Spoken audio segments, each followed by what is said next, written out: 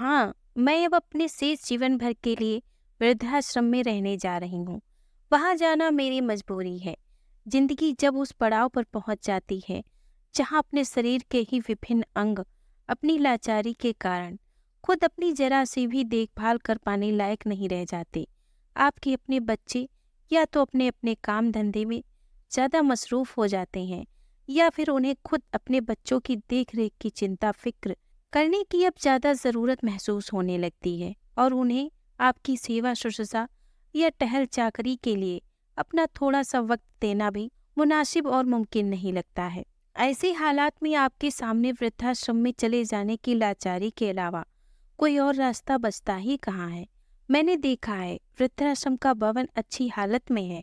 वहाँ रहने के लिए आने वाले हर वृद्ध के लिए अलग अलग कमरा है जो साफ सुथरा है। उसमें आमतौर पर व्यवहारिक ज़रूरत के बिजली के सभी उपकरण लगे हुए हैं। मनोरंजन के सारे साधन सुलभ हैं।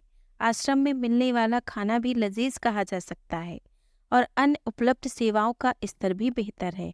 आश्रम के आसपास का पर्यावरण भी खूबसूरत है, लेकिन इन सारी सुविधाओं के लिए ली जाने वाली रकम भी कोई छोटी नहीं है। मुझे लगता है कि मेरी पेंशन से इन सब खर्चों की भरपाई कर पाना ज़रा मुश्किल होगा, लेकिन मेरे पास अपना मकान भी है। अगर मैं उसे बेच दूं तो कम से कम पैसों की कोई समस्या नहीं रहेगी। मैं इस पैसों को अपने निवर्तमान जीवन पर खर्च कर सकती हूँ। इसमें से जितना पैसा बचेगा वह उत्तराधिकारी के रूप में मेरे बेटे को मिल जाएगा। बेटा भी इस बात को अच्छे से जानता समझता है। उसने खुद कहा है, आपके पैसे और आपकी संपत्ति का आपको अपने लिए उपयोग करना ही चाहिए, और आप हमारे बारे में बिल्कुल भी चिंता ना करें। अब मुझे इस मसले पर विचार करना है कि वृद्धाश्रम जाने के लिए कैसे और क्या क्या तैयारी की जाए। कहावत है कि परिवार टूटने का मतलब है दसियों हजार चीजों का टूटना। इस टूटन में बहुत सारी चीजें और बातें शामिल हैं। ढेर सारे बक्से हैं, बैग हैं, अलमारियां हैं और मेज़ों की दराजें हैं, जो रोजमर्रा की जरूरत वाली सैकड़ों चीजों से अटे पड़े हैं। हर मौके और अवसर के लिए लिहाज से जरूरी पहनने के लिए कपड़े, और हर मौसम के लिहाज से ज़रूरी बिस्तरों में शामिल ओढ़ने और बिछाने के कपड़े भी। मुझे हमेशा से चीज़ें इकट्ठा करने का शौक रहा। मैंने सैकड़ों की तादाद में डाक टिकटों का संग्रह किया है। मेरे पास पर्पल कलर के चीनी मिट्टी के सैकड़ों टी पाउंड हैं।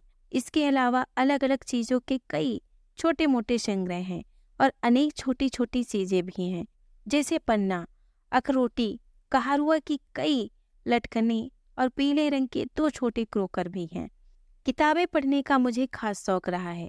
दीवारों में बनी तमाम ताखें किताबों से भरी पड़ी हैं।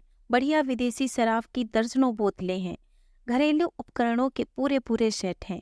खाना पकाने के अलग अलग तरह के ढेरों बर्तन, हांडियाँ, पतीले और कढ़ाइयाँ हैं।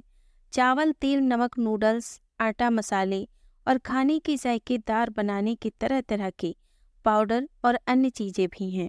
वास्तव में मेरा किचन पूरी तरह से भरा पूरा है। मुझे सचमुच बहुत चिंता हो रही है। वृद्धाश्रम में बस एक कमरा है, जिसमें एक अलमारी और एक पलंग है, एक सोफा सेट, एक रेफ्रिजरेटर, एक वॉशिंग मशीन, एक टीवी, एक इंडक्शन कुकर और एक माइक्रोवेव ओवन है। यानी वे सारी चीज़ें हैं जिनकी मुझे वास्तव में ज़रूरत पड़ेगी। इस एक कमरे में बस उस धन दौलत को सुरक्षित रखने की जगह नहीं है जिसे मैं ताउम्र जमा करने में लगी रही हूँ। इस पल अचानक मुझे एहसास हो रहा है कि मेरी यह तथाकथित धन दौलत निहायत गैर ज़रूरी और फिजूल है, और यह भी कि यह दौलत मेरी है ही नहीं। मैं इसे एक नज़र भर देख सकती हूँ, इसका इस्तेमाल कर सकती हूँ, लेकिन यह तो इस जगत की है, इस संसार की है। यह वही दौलत है जो बहुत मुश्किल से धीरे धीरे और कई चरणों में आती है, और अब हाथ से एकदम फिसल रही है, कहीं और जा रही है। कहाँ रहती है यह दौलत? कहाँ है इसका घर? अब सोचती हूँ, कहीं भी रहती हो, मुझे क्या फ़र्क पड़ता है। मेरे लिए तो वह अब जगह वर्जित नगर जैसी है, जहाँ जाना मना है। सम्राट ताउम्र समझता रहा कि यह धन दौलत उसकी है, लेकिन आज यह समाज की है, समाज के लोगों की है। दौलत में शुमार इन चीज़ों को आप देख सकते हैं, इससे मन बहला सकते हैं, इनका उपयोग कर सकते हैं, लेकिन मर जाने पर इन्हें अपने साथ नहीं ले जा सकते हैं। मैं अपने घर में मौजूद इन चीज़ों को दान करना चाहती हूँ, पर कर नहीं सकती। इस मसले से निपटना अब एक समस्या बन गया है। बेटे बेटी और नाती पोते शायद ही इस बात को समझ सकें कि मैंने क्या संग्रह किया है। मैं कल्पना कर सकती हूँ जब मेरे अपने बेटा बेटी और नाती पोते बड़ी परेशानियों से और बड़ी मेहनत से जमा किए मेरे इस खजाने से रूबरू होंगे, तब उन्हें कैसा लगेगा। पहनने के सारे वस्त्र और ओढ़ने बिछाने के सारे कपड़े कचरे में फेंक दिए जाएंगे। दर्जनों बेशकीमती फोटो एल्बम नष्ट कर दिए जाएंगे और सारी किताबें किसी कबाड़ी को रत्ती के भाव बेच दी जाएंगी। और मेरे संग्रह, अगर आपकी इनमें दिलचस्पी नहीं है तो आप उनका किसी न किसी तरह निपटारा कर ही देंगे। महोगनी फर्नीचर की कीमती लकड़ी का निपटारा व्यवहारिक नहीं लगता। उसे बहुत कम दाम में किसी को बेच दिया जाएगा।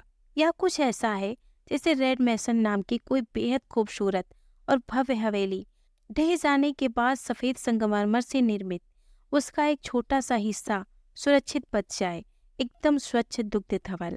अपने सामने पहनने के वस्त्रों का अंबार देखकर मैंने अपने साथ ले जाने के लिए उस ढेर में से अपनी पसंदीदा कुछ पोशाकें निकालकर अलग रख लीं। किचन में उपयोग को ध्यान में रखकर मैंने बर्तनों, हांडिया, पतीलों और कढ़ाई का एक सेट अपने लिए रखा। पढ़ने लायक कुछ किताबें निकाल कर रखीं और चाय के लिए कुछ टी पॉट रख लिए। इनके अलावा मैंने अपना पहचान कार्ड, वरिष्ठ नागरिक होने का प्रमाण पत्र, स्वास्थ्य बीमा कार्ड, घरेलू हिसाब किताब का रजिस्टर और एक बैंक कार्ड भी अपने पास रख लिए। मुझे लगा बस इतना काफ़ी है। अब यही सब कुल मेरा सामान है। इसके बाद मैं अपने घर से निकली और अपने पड़ोसियों से विदा ली। मैं अपने घर के मुख्य द्वार पर घुटनों के बल बैठी और 3 बार अपना सिर झुकाकर उस घर को नमन किया और अपना वह आशियाना वापस संसार के हवाले कर दिया। अपनी पूरी जिंदगी जी लेने के बाद अंत में जाकर लोगों की समझ में आता है कि जीने के लिए हमें वास्तव में बहुत ज़्यादा चीज़ों की ज़रूरत नहीं होती। खुश रहने के लिए खुद को फिजूल की चीज़ों के बंधन में मत बांधिए। शोहरत और सफलता के पीछे भागना हास्यास्पद है। जिंदगी किसी भी मायने में सोने के लिए ज़रूरी एक बेड से बड़ी नहीं है। 60 साल से ऊपर उम्र के लोगों के बारे में क्या हमें गंभीरता से विचार नहीं करना चाहिए कि उनकी जिंदगी के आखिरी दौर की यात्रा कैसे सहजता से पूरी हो। काल्पनिक संसार की और अपनी दुनियावी दौलत की बातों के साथ उन चीज़ों के बगैर बातों में करना छोड़ दीजिए जो खाई नहीं जा सकती, पहनी नहीं जा सकती, इस्तेमाल नहीं की जा सकती। बस स्वस्थ रहिए और मस्त रहिए। दोस्तों, अगर आपको ये कहानी पसंद आई हो तो प्लीज़ इसे लाइक और शेयर करें।